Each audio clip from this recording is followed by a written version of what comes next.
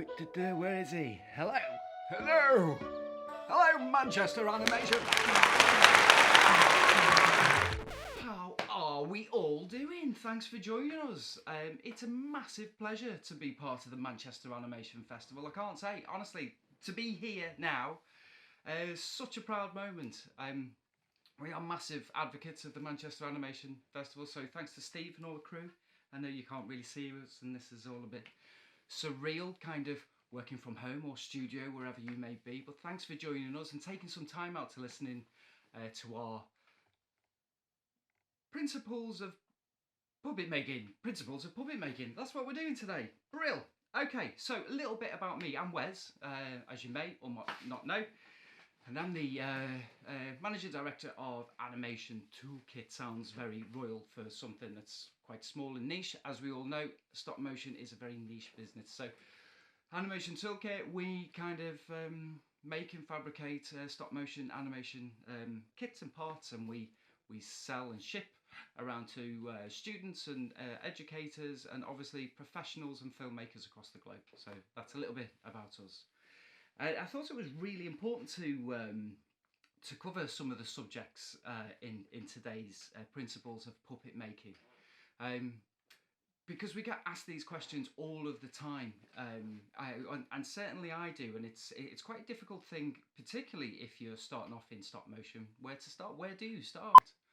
But not only that, I mean, even if you're kind of mid-level or even a professional, there's a point in each project you start asking yourself some pretty big questions, quite fundamental to what you're making. And stop motion, as we all know, is not an easy, accessible art if you're going to take it to the level of, let's say, someone like Leica or Aardman. Stop motion puppet making is very difficult if you want to take it to the levels of the likes of McKinnon and Saunders. So what we're trying to do today is just talk about a few of those points, which will hopefully kind of steer your projects into the right direction, and hopefully just give you like some foundations really to kickstart those projects and to carry on through to hopefully filming and then, you know, kind of getting those out there. So without much ado, we're going to start, and I always start with this one, with whenever I talk about this, and number one, the first lesson for me is ambition. So what are your ambitions for the film or for this puppet or for whatever? I mean, it's just so important to think, right, okay, let's just take a great example, right? For me, you know, I'm a beginner. I've just started university. I'm going to start making a stop motion film, and I'm going to try and recreate a scene from A Nightmare Before Christmas, and I'm going to make that puppet to go with it. I mean, that's quite a tall order, really, you know, and I think we see that quite often, is that the ambition of a project is so massive compared to a couple of the next 2 points, the really important points that we're going to talk about. So the ambition is where, and we will come back to this at the very, very kind of last point. Where is that ambition? Where are you going? Where are you heading? Our point number 2 is really important to consider, especially when we're talking about stop motion animation, is budget. You know, it's not cheap doing stop motion animation.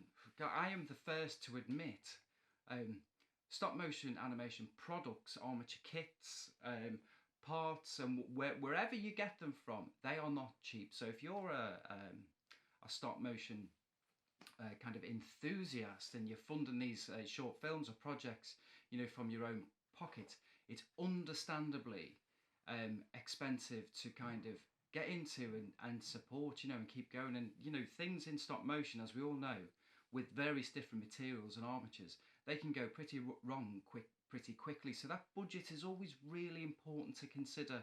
Now, if you're a professional, on the other hand, and you've been given a budget to make, let's say, a pop video, you know, a music video. So if you've been given a budget to make a music video, how much have you got? And so that budget is going to determine everything. We've spoken about your ambition. So we're making a pop video. The ambition is to make it a pop video. Now we're talking about budget. How much money have we got to make it? You know, Is it 10 quid, £10, $10? Is it $100, 100 quid? You know, is it 1,000, a couple of thousand? Is it £10,000? That budget, obviously, especially if you're a student, let's say, is going to determine the look and the feel of the rest of the project. And you need to start kind of cutting your cloth accordingly. So if your budget's £10, then that will start impacting on the materials and the things that you're going to make. If it's £1,000, obviously that ambition can grow and you can start making something bigger. So we've got ambition and budget, and now we're going to just talk about time. So if you're a professional, time is money, which everybody talks about, and how much time have you got to make this? It could be a week, it could be 2 weeks, it could only be a couple of days. You know, if you're making a music video, let's say we're making a 30-second music video.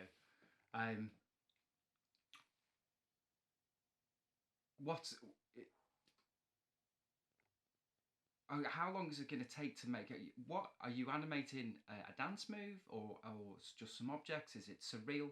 Does it contain puppets and characters? So we are specifically talking about puppets and characters today. So the ambition, the budget and the time are obviously having a great impact on getting down into the nitty gritty. So that's always my kind of opening gambit. Where does your ambition lie? How much money have you got and how much time have you got? And that really kind of starts to shape the project from the get-go. Three really important points to consider from my point of view anyway. And then the kind of the next 2 points really go hand in hand. Yeah, design and skill.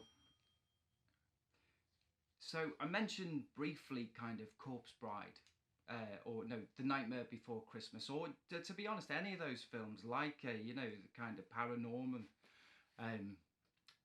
Is that what you want to achieve? Of course you want to achieve that. You know, that's my ambition as a kind of armaturist. I want to be making those puppets that goes into those movies. You know, sure, that the ambition is there, but it just depends where we are still sat with your budget in time, and obviously your skill. Just very kind of briefly just touch on like the design against the skill. So as a craftsman, as a you know, an armaturist, are you new to the craft of armature making, or you're kind of a seasoned professional? So those 2 points would kind of really influence the design. So if you're wanting to replicate an armature of the kind of the delicacy of, say, Jack Skellton from A Nightmare Before Christmas, then that's obviously greatly influenced by your skill level. It's, you know, it's a bit of a no-brainer. Are you super skilled, or are you a beginner, or are you a beginner that is skilled in other ways and wants to kind of develop and hone those skills and create something like this? And then obviously that touches back. Let's just jump back a couple of steps to your time. Have you got the time to make that, to invest in the development, into the skill development, into making that? So you've got quite a lot of moving parts already now, kind of really influencing what you can make as a puppet.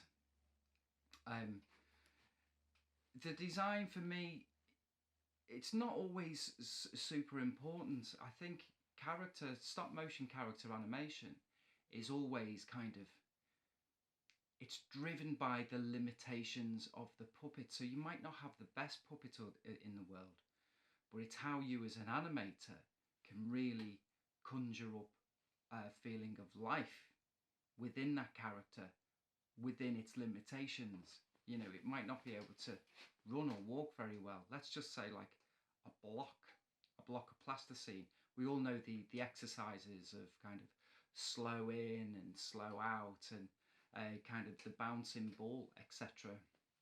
The same principles obviously apply to character animation, and sometimes those characters that you create with a stop motion puppet will obviously have limitations. They won't be able to walk great, but then that becomes part of the character itself. It has this slightly quirky walk as it overcomes its own limitations, which I think is quite a magical thing. And it's almost a happy accident, I suppose, when you see an animation and it's got this really funny quirk as a character, and that's only because the armature never let it be that person, perhaps, you know.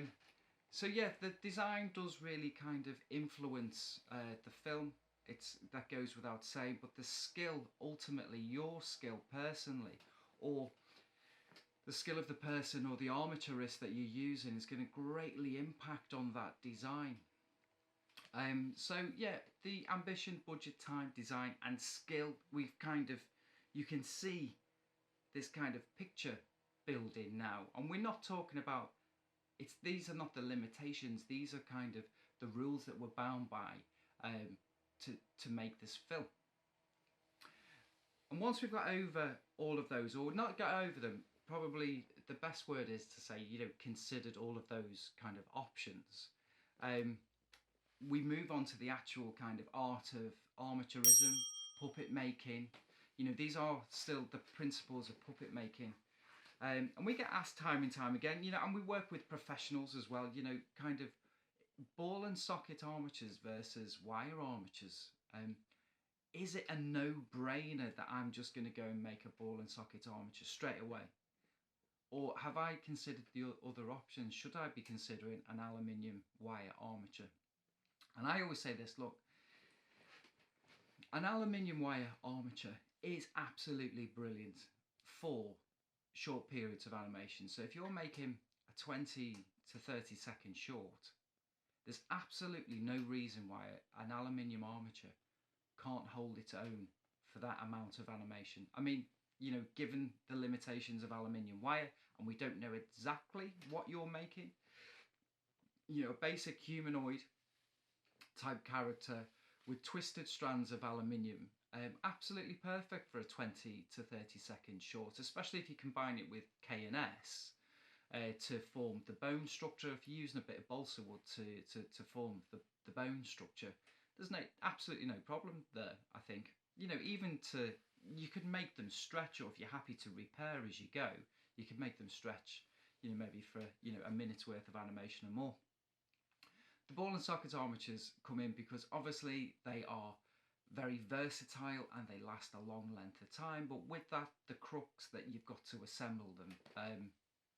There is various kits and pre-assembled armatures out there on the market, and if you can kind of make those work for you, then obviously get stuck in. The funniest thing I kind of find with armature making, a question that I get asked also quite often is, how to assemble them. Is it good to use glue, or should we be silver soldering? Now, the first point I'd always say is that we don't glue them. We use a Loctite, which is the thread locking compound. That's super important for any armaturist who can't silver solder, that we're using a thread locking compound. We use Loctite, and we always recommend Loctite. It's a very great brand.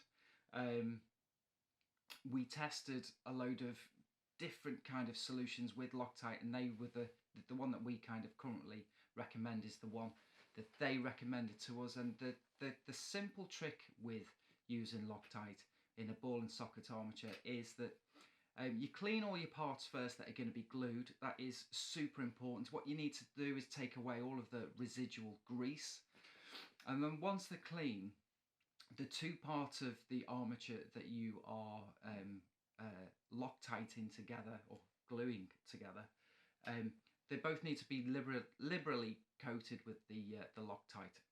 So if it's the thread, if it's the male and the female part of the thread, liberally coat them, wind them together, and then what we normally recommend is you get 2 pairs of pliers, wrap some sellotape around the teeth of the pliers so you don't mark or scratch any of the balls, most importantly, or the cups in the armature joints.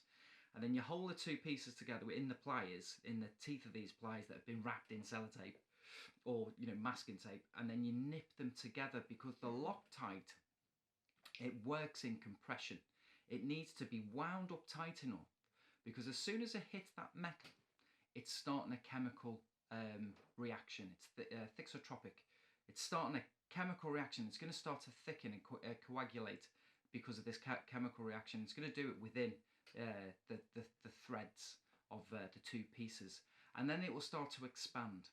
And if you've nipped those together tight enough, not super tight, don't wrench them, but just tight enough, then that Loctite solution will start expanding between those tiny little threaded teeth, and it will lock it into place. And then what we do is we'll leave it on a radiator or somewhere quite warm for 6 to 12 hours. Just let that solution cure fully. It turns into a resin eventually, and if you try to undo those, it doesn't matter how much tension you've got them on, they're absolutely solid. So my apologies, that was like a very quick kind of overview of thread locking with armature making.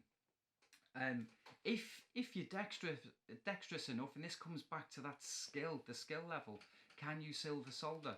There's absolutely no reason why I wouldn't recommend silver soldering where you can. Now, don't get me wrong, silver soldering is not soft soldering, so don't go to your local hardware store and buy,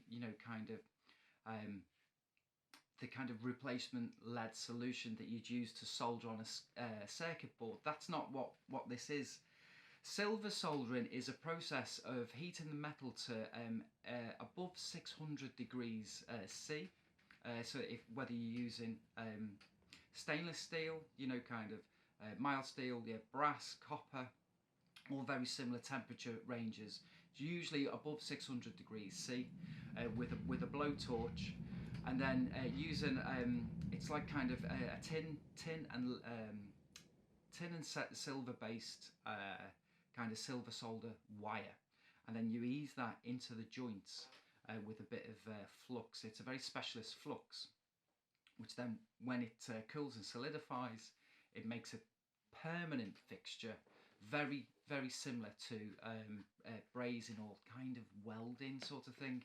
Now, if that's not in your repertoire of skills, it's going back to that previous point, skills are everything, especially in stop motion, then perhaps it's time to kind of do you need to find out about it? Can you reach out to somebody? Can you reach out to somebody like me and say, hey, whereas I really need to learn silver soldering. I've done workshops up and down the country with silver soldering. I think it's an essential skill for stop motion animation, but not just stop motion.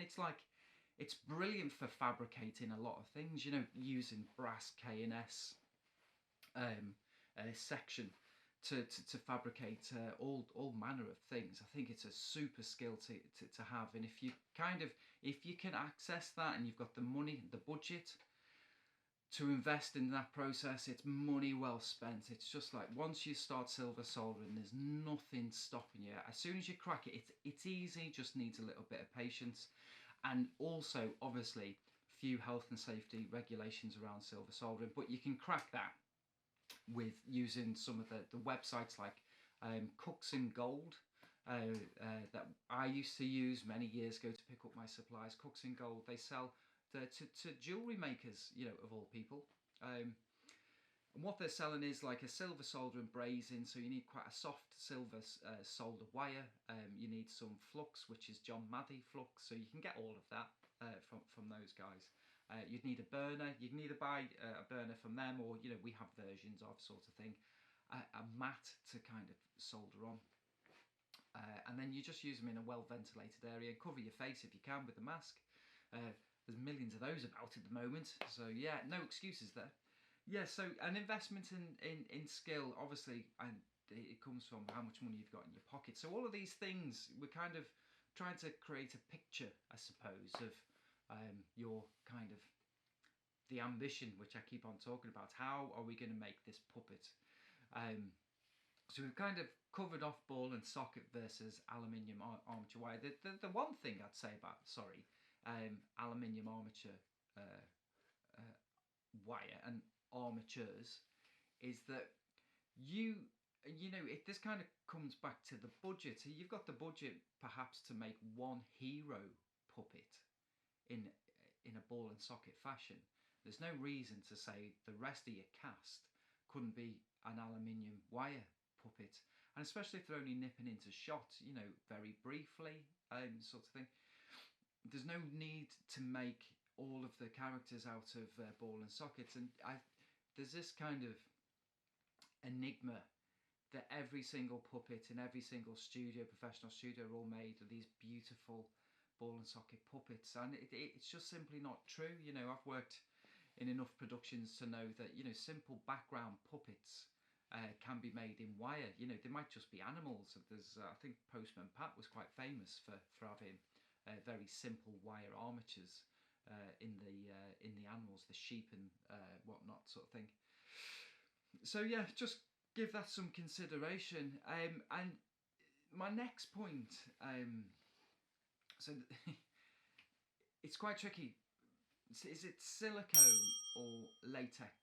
And silicone, for some reason, particularly with students over the last few years, has become this kind of golden fleece of a material to work with. It's fabulous, don't get me wrong. Silicone, when you see and touch and feel a silicone puppet, they're just unreal. It's got that characteristic where it looks like plasticine, but it's not. You can wipe it clean, it stretches and moves with the armature that's underneath. You know, it's got a lot of pluses, silicone, but it also comes with a lot of negativities. And I think unless you know silicone really well, or unless you're working with a production with people with a lot of experience with silicone, then I would only take it on if, one, you're brave, or two, you've got really deep pockets, because it's something you can get wrong really quickly, and it's obviously very expensive to buy.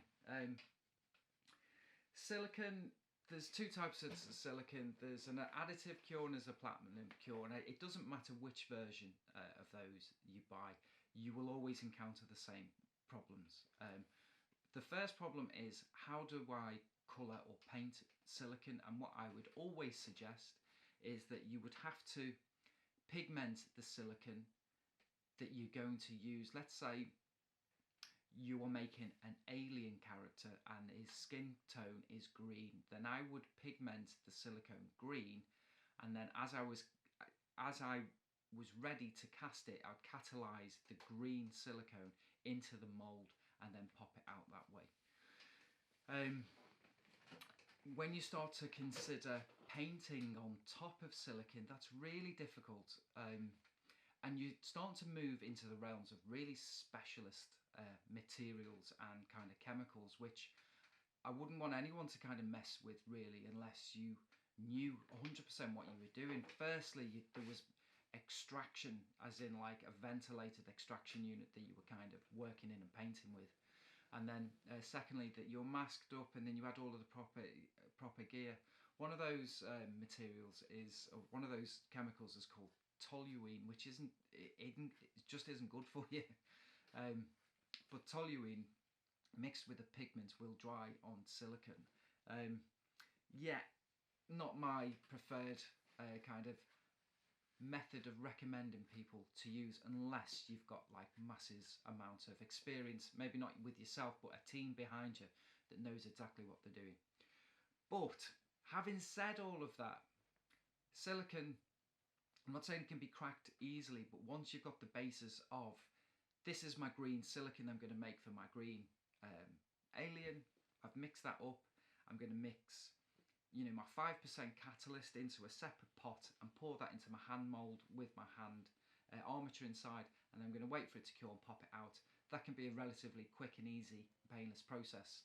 A little bit of experimentation there, but you know, you shouldn't have too much trouble with that. I think when you get into the levels of trying to paint and detail silicone, you're going to struggle. And not only that, the great thing about silicone is it will flex and move with your puppet, but it doesn't last forever. So silicone can kind of leach its own oils, so they'll start coming out of its own skin, and as it starts doing that, it'll start drying out. which you wouldn't immediately notice with silicone. It always feels soft and pliable. But what happens is the silicone can rip. So if you've got an armature that's been left in a position for, you know, an excessive amount of time, that armature might just start to split under its arm or on one of its creases, and then it's your job to fix that, which is puppet maintenance, which we're going to talk about in a minute towards the end. So silicone, obviously, it's great if you can get there. It's very difficult and expensive to use if you're not super supported with a team behind you. So just be careful on that one. Latex, on the other hand, is obviously a natural occurring product. Monster Foam do a brilliant kit out there, and what you need to do is bake that in an oven in your mould sort of thing. So you put your armature into your mould with your foam. You close the mould, you pop it in the oven, you bake it, and when it comes out, it looks like a sponge with an armature inside. You know, but obviously the shape of your body that you've sculpted. Latex is brilliant. There's various recipes on the internet. Monster Foam supply a great recipe for making a mixture. We're talking about the bubble content of the mixture. What you want to do is kind of mix it or bake it like a cake. Using latex is like baking a cake. You've got to stick it in a mixer, like an electric mixer that will spin, and you can vary the speeds of the revolutions and the speed of the mixer. And then you want to whisk it like you would eggs until it's got really tiny little bubbles into it. And then once it's got these really tiny bubbles, you catalyse it so it's ready to go. You pop it in your mould, you put your armature in, you stick that in the oven, and then, you know, kind of a couple of hours later, you pop it out, and it's ready. If you can master the there's the train again. If you can master the art of whisking it up like a cake and an egg, and you've got a spare mixer to use, I'd use latex hands down. I think it's just super kind of friendly once it's out of the mould. It can be painted with foam latex paints really easily. It's kind of super kind of squashy and stretchy, and if you're doing a short film, there's absolutely no reason why foam latex kind of couldn't be an option for you. It is a little bit smelly. The big downside of using foam latex is it can get quite dirty quite quickly. So if you've just had fish and chips for your lunch, for example, and you've come straight back in to start animating again, and you've not washed your hands afterwards, all of that grease will kind of transfer onto your puppet, and it can be quite hard to clean off because the foam latex is like a sponge. It will just suck it all in. So that's the real big downside of foam latex. The other big downside is after time, and we're talking like anything post a year, 2 years, foam latex, with it being a natural based product, what happens is it starts to deteriorate in the sense that it will dry out and start to get hard. So that puppet will then eventually stop moving. And if anybody is familiar with any of the stop motion archives that are travelling the world at the moment, the Ray Harryhausen exhibition, there's a Cosgrove Hall exhibition as well. If you've seen any of those and some of the puppets in their care, you'll notice that these puppets dry out like to an extent that they start looking like they're from a zombie movie, and there's no movement in them at all. The armatures are essentially entombed inside the puppet, so that's obviously the biggest drawback. But that's not going to happen for 2 or 3 years down the line, kind of post kind of production sort of thing. But yeah, silicone, latex, it's a difficult question, and it does come back down to skill. This thing of skill and budget and time, obviously. The easiest solution to get round all of that is if you've got your armature, maybe it's ball or socket, ball and socket, sorry, what am I thinking of? Ball and socket, or it's a wire, aluminium wire armature. Then the easiest thing is to do a bit of foam clipping, which... Hi guys, I'm back. Hang on. Slight technical hitch there. Okay. There we go. So I started talking about foam clipping. So the principle of foam clipping, this foam clipping is like my step number 8. If you're not versed in the world of silicone and foam latex, then try this option instead.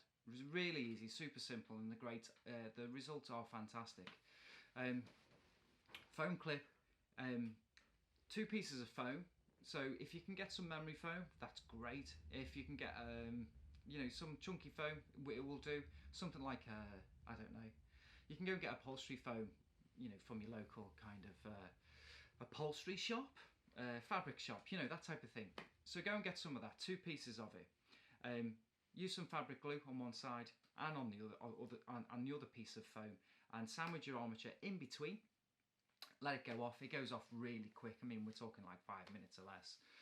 And then what you want to do is get a nice fine pair of scissors, kind of just roughly chop out the shape of your armature with that foam all the way around it, and then start sculpting into that armature, into that foam, sorry, all of the muscle kind of makeup of your character. Maybe the chunky, the foam is perfect for that, if the chunky. And this is really kind of cheat's way to achieving a foam latex look.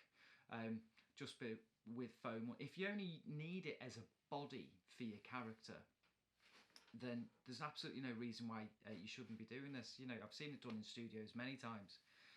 Just sculpt away with a fine pair of scissors until you've got the shape of your character left in the foam, obviously with your armatures sandwiched in between. It's really quick and easy. You can get really quick and simple results within half an hour. And the greatest thing is, I know a car sponge will cost you at £1 from the local kind of pound shop. The glue, very similar. If it goes wrong, you've not wasted a great deal of time, and you've not wasted a great deal of money. You can rip it off, start again. Dead easy.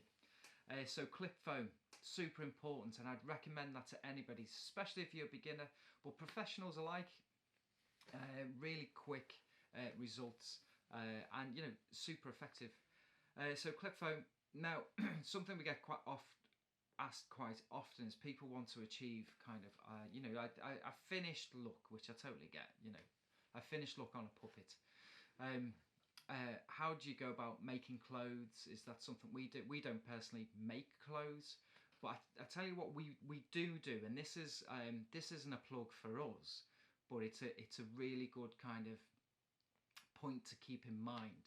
The armatures that we make and fabricate as a kit are all 1/6 scale, and then we've done that on purpose. When we set up the business years ago, always with the intention that we'd make these characters at 1/6 scale, and that's because Action Man, G.I. Joe, Barbie, Ken, and all of the others, they all are made at 1/6 scale. So that means that out there, somewhere on the internet, is a full set of clothes for your puppet, should you want them.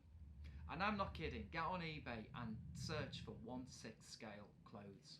It's super quick, super cheap. I mean, you can buy a tuxedo for a 1/6 scale puppet for like 10 quid.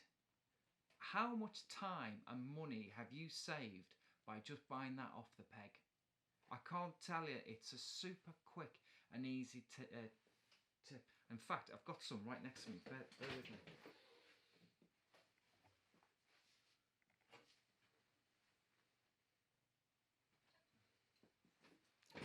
Hi, back. Puppet. Yeah, so that bit's quite easy. This is your armature. This is just an armature that we've made recently. Clip foam body. So this is one that we've stripped off recently, but that actually fits over him perfectly. And then clothes. How cool, hang on, how cool is that jacket? Fits right in Manchester with that military style jacket. Jumper, yeah, oh, Come on, you can. You can do it. Focus. Yeah. Jeans. There's loads of stuff out there. Honestly, just get on the internet. Bit of clip foaming, 1/6 scale. If you build your puppets to 1/6 scale, whether you buy them a kit or you fabricate from scratch, if you bear the 1/6 scale kind of rule in mind, then you're not going to have too much trouble trying to pick up something out there that's already made. And even if your scale is just slightly off, I know that those clothes can kind of be altered very quickly just with a bit of fabric glue, so you don't even have to sew. So that was my tip number 8. Moving on, 3D printing. Now this is just, well, it's a revolution, obviously, and we get asked about 3D printing all of the time, and you should just embrace it. I think that's my only word on the subject. Is just embrace it. I think it's just becoming part of a stop motion armaturist's toolbox now. Whether it's the actual physical skill of 3D printing and taking stuff off the 3D printer, but more so the skill of designing something in a 3D software, whether it's in CAD, Mudbox, or any of those kind of things. I think that is becoming such an important part of a stop motion armaturist's kind of arsenal. You walk into, if you're looking for a job particularly, and you walk into a studio and you say, hey, not only can I do this, but I can also design in 3D and I know how to run a 3D printer. Wow, it's the future. It's a massive creative part of stop motion animation production now. Not so much to make the armatures. I'm seeing it. I don't think the technology's there yet to make. You can make a plastic armature. Don't get me wrong. Obviously, you can make a plastic armature, and it wouldn't stop anyone doing it. I'm not entirely sure how long or how much stress that kind of plastic armature can withstand without it failing. And the worst thing is during stop motion production, if your armature fails or if your puppet falls and it's broken, severely broken, then you've kind of written off your day and you've got to go and fix it. Is that another day? And then all of a sudden your time scale and your budget, your schedule, they're all shot. So I know that can be said about anything really, but I just don't think stop motion armature fabrication is there yet with 3D print. I know that you can make it, you can 3D print metal, but it's expensive, and we are actively in that universe, kind of researching it and putting costings to 3D print in metal, and it's not cheap. I mean, the way that we manufacture at the moment is, by and large, by CNC milling, is still cheaper for us to do than 3D print. 3D print at the moment isn't cheap, so again it comes back to those things like budget. Have you got the money to invest in it? But you can use services. If you've got the skill to sit on a 3D design platform, and let's say you're going to design a head. This is the 3D head. You probably can't see that. Here you go. There's the 3D head.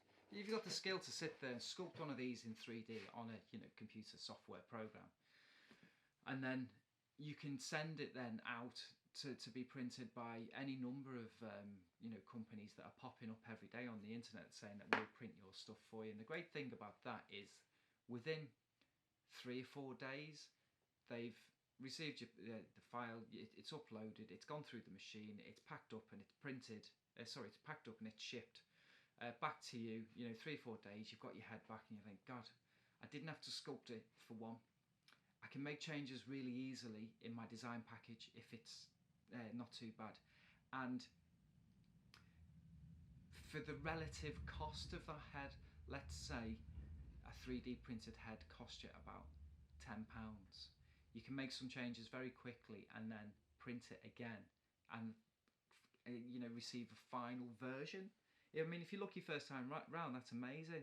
But what you're not kind of losing there is massive amount of time and massive amount of budget sat in a studio trying to perfect something that you can do and make changes on a computer really quickly, get it printed and sent back out. So if you've got the time and the resource to throw at that and you want to learn how to do that, 3D print for stop motion is totally the way forward. It's not the solution for armature making, but it's a fantastic resource and tool that you've got in your back pocket when you walk into any job or for your own studio. So yeah, embrace it. I think there's definitely in the future in 3D print. And then to kind of round everything up, this is a subject that I do touch on quite often with students. And I think we've done a few things online about this. It's about that's my phone. Just shush. That was a big bing. Sorry. Housekeeping rules. Puppet maintenance. I started my career in puppet maintenance actually for McKinnon and Saunders over at Cosgrove Hall, and it was the best kind of grounding in stop motion anybody could ever ask for, because not only were you on the kind of you're at the cold face of stop motion animation production, seeing it being made, seeing the animators being made, and those puppets obviously coming back into puppet hospital to be fixed. And this is where you see it, and this is all of these points that I've been talking about, particularly with foam latex and particularly with silicone, really kind of come into play. There's the train. Hang on. It's a quick train. It's usually a really long one. Yeah. Trying to fix silicone, obviously, massive problem. Latex is a lot quicker, but the subject of puppet maintenance. Sorry, I got off on one there. The subject of puppet maintenance always needs to be considered in any puppet making and any film production, really. I always say, and it's cheesy, but you should treat your puppets like an actor, because it's quite true. They are acting in your own film in their own way, and they are kind of put through the stresses of any other actor, albeit in very different ways. But the manhandled for an 8-hour day, let's say, sort of thing. They're forced into positions they don't necessarily want to be in. They hold those positions for hours. And at the end of a very exhausting day for a puppet, let's say it's an 8-hour shoot, maybe you've been shooting for 10 hours. I know some students will do, I think, what we call in the industry mega shifts, where the day, a 12-hour day split into two. Is it a 12-hour day or is it a 16-hour day split into two shifts of 8 hours? So those puppets can be on set for a long time, and they break. Every puppet breaks. There's no golden fleece of a puppet that's just going to last forever. It's just simply not out there. These little things are obviously delicate by your own making as well, and they need looking after. Wire fingers, if you're using a puppet with aluminium wire fingers, they will break. Aluminium doesn't last forever when you continually bend it. Joints will loosen, and that's because the bolts that hold the joints together, they stretch over time. The plates that hold those joints in tension will start to warp and bend, especially if it's a really tight pose and you're asking a lot of that one particular joint. Balls come off the end of bars and limbs go limp. I've been in situations where puppets have fallen off set and they've completely smashed like the skull structure inside the head, and it's kind of a complete redo. So don't think, especially if you're new to the art of stop motion, don't think that you're doing something wrong, or you've made this puppet rubbish because it's broken, and that's just not the case at all. The actual fact of the matter is that they are like people. They break. you know, they're not going to last forever. They do need a rest. They do need a clean.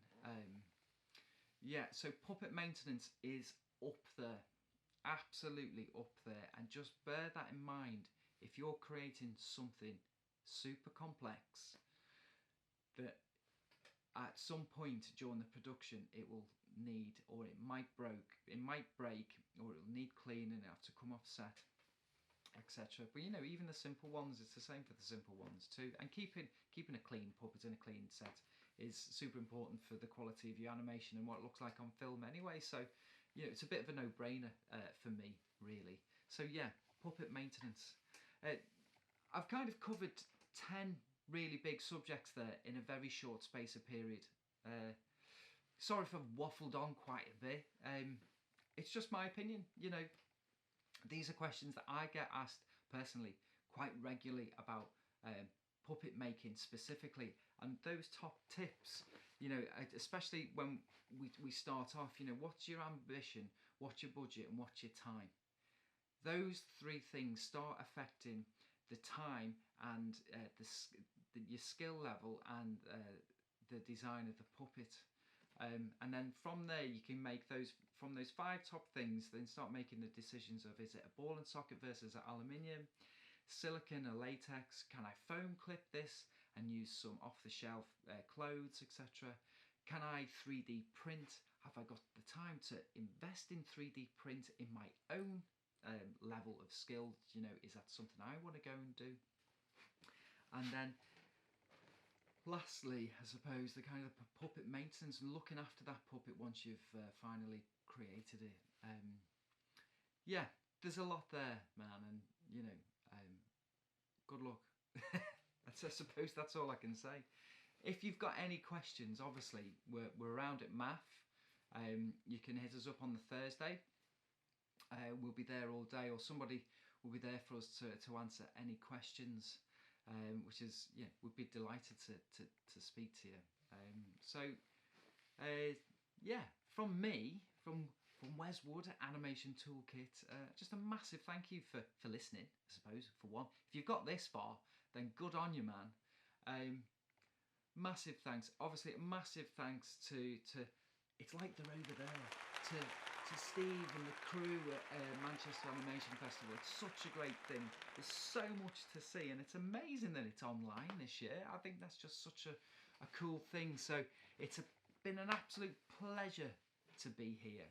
And obviously, in a world that's changing rapidly, I don't know what I'm saying. Stay cool, stay safe, and we'll see you soon. All the best.